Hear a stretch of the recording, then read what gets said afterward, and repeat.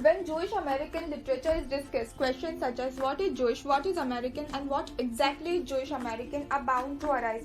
When we ponder on these concepts and try to find answers to such questions, most of the time we are met with an inevitable phenomena of running in circles. However, attempts were still made to find answers to these questions, and therefore, due to which today we are able to distinguish between various literary works. Many themes or narratives that largely entail the Jewish American literary work is the relationship between church and state, effects of the immigrant experience, religious and cultural alienation and its impact, the connection between Jews and other ethnic minorities, the role of language in acculturation, assimilation and the reawakening of the traditions, impact of anti-Semitism, etc. Interestingly, for different authors, the defining characteristics of Jewish American literature differs. Novels or works in the early period, before the influx of huge immigration in the 1880s, defined their Jewishness religiously rather than a function of cultural ethnicity. One of the first practitioners in this era was Nathan Mayer, who wrote The Count of the Jewish, which was among one of his first novels. After the massive influx of 1800 and early 1900s, Abraham Cahen and Anzia Yedzeska perhaps best reflect the Jewish American novels of this time.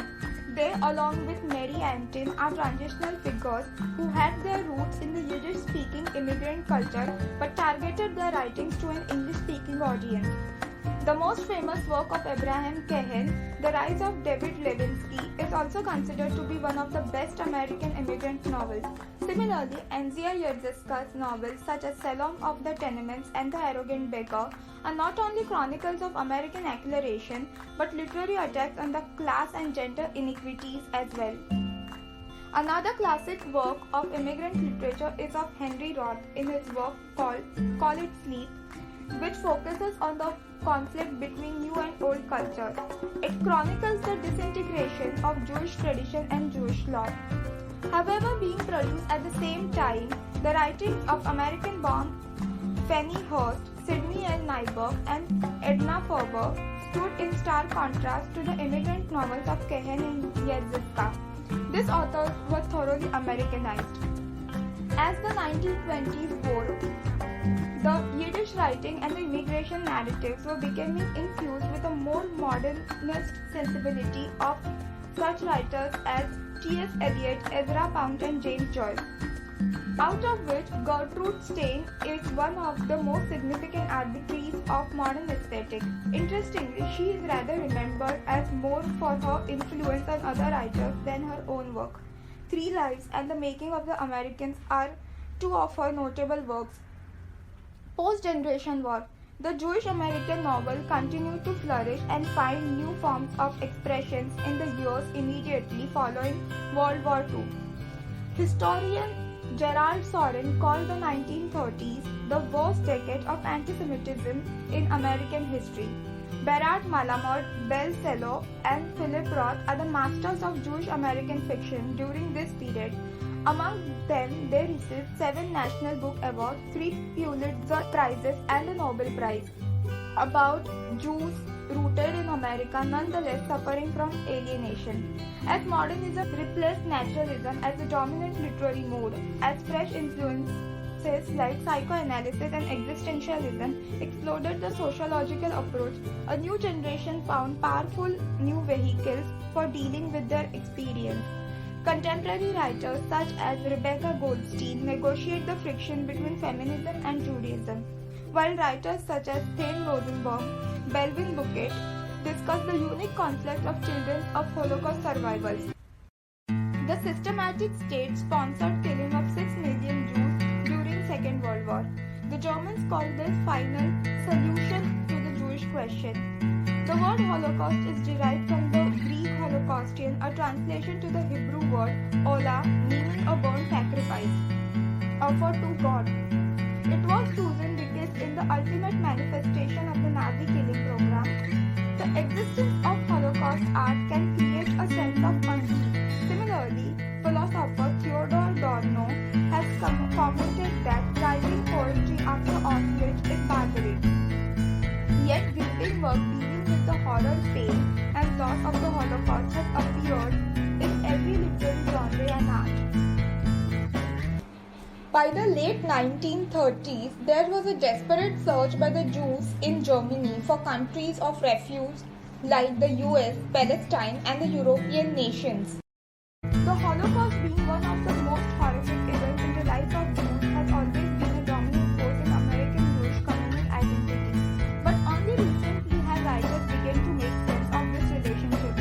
For the second generation writer, going back and introspecting the actuality, getting to know the horrific event again to some extent lead to them having trauma due to Holocaust as one of the prominent themes reflected in their literary works. Most recent authors like Nicole Cross, Paul Auster, Michael Chabon, Jonathan Safran Foer, Alan Kaufman, Helen Epstein, Lev Raphael, and Art Spiegelman have continued to examine dilemmas of identity in their work, turning their attention especially to the Holocaust and the trends of both urban assimilation and cultural rediscovery exhibited by a younger generation of Americans. Art Spiegelman was born on 15 February 1948. The experimentation started in 1972 with a 3-page comic entitled Mouse.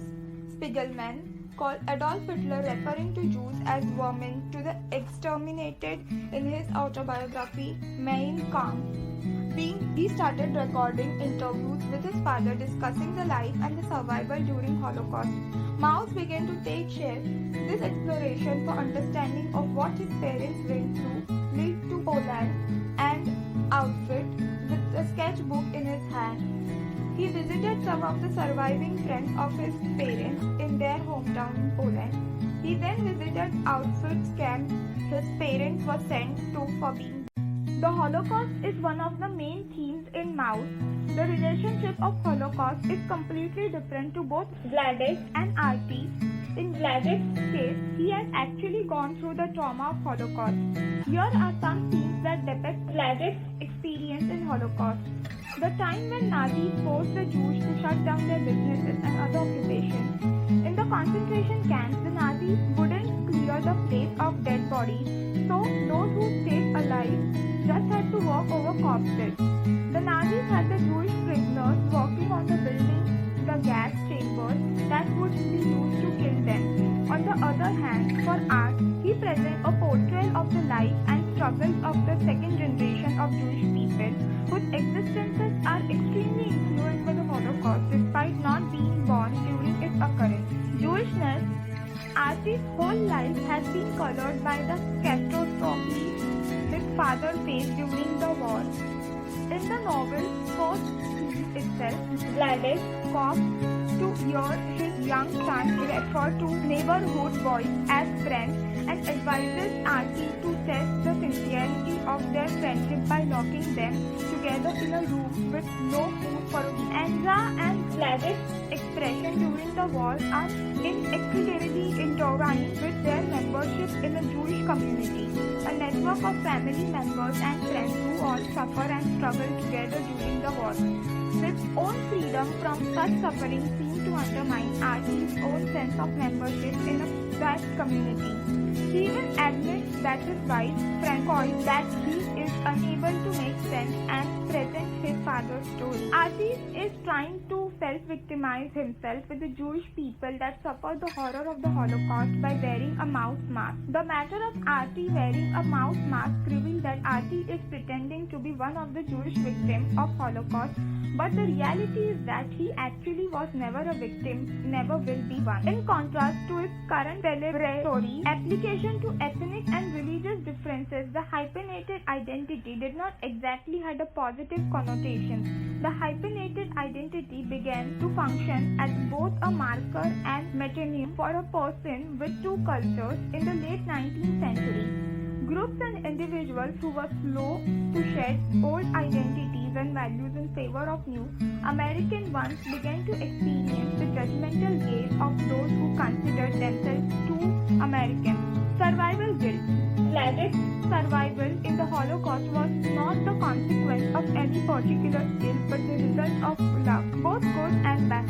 As said by Artie's therapist, Pavel, Gladys himself actually felt a strong sense of guilt for having survived the Holocaust while so many of his friends and family did not.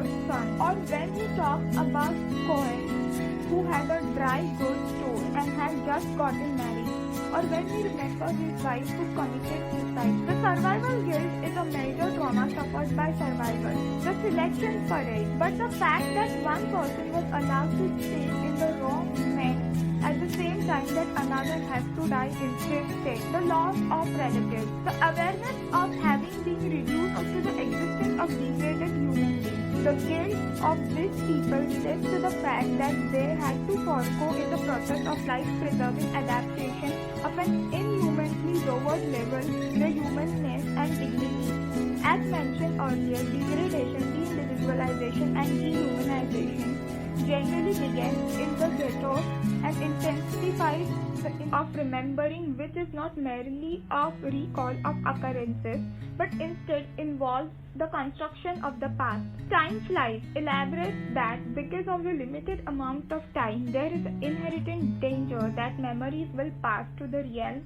of the forgotten if they remain silent. Consequently, Spiegelman demonstrates that both his own identity and that of his father are formed by the memories they share and hold. Second generation survival.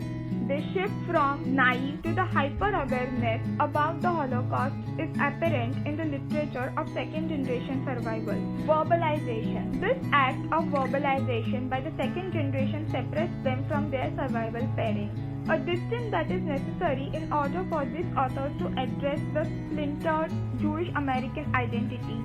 Art articulates through image and word the burden he carries of his distant, unlived and influential past. Spiegelman demonstrates the ambiguity of the role of perpetrator and victim, while Vladesh is a victim at the hands of the Nazis in the eyes of young Art.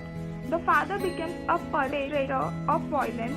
Art imagines himself a victim of his father's memory and experience. In the scene, Art's psychiatrist observes that Art is the real survival of the guilt his father takes out of him. Second generation survival. The shift from naive to the hyper-awareness about the Holocaust is apparent in the literature of second-generation survival. Verbalization. This act of verbalization by the second generation separates them from their survival parents, a distance that is necessary in order for these authors to address the splintered Jewish American identity. Art articulates through image and word the burden he carries of his distant, unlived and influential past. Spiegelman demonstrates the ambiguity of the role of perpetrator and victim, while Vladesh is a victim at the hands of the Nazis in the eyes of young Art. The father becomes a perpetrator of violence. Art imagines himself a victim of his father's memory and experience. In the scene, Art's psychiatrist observes that Art is the real survival of the guilt his father takes out of him.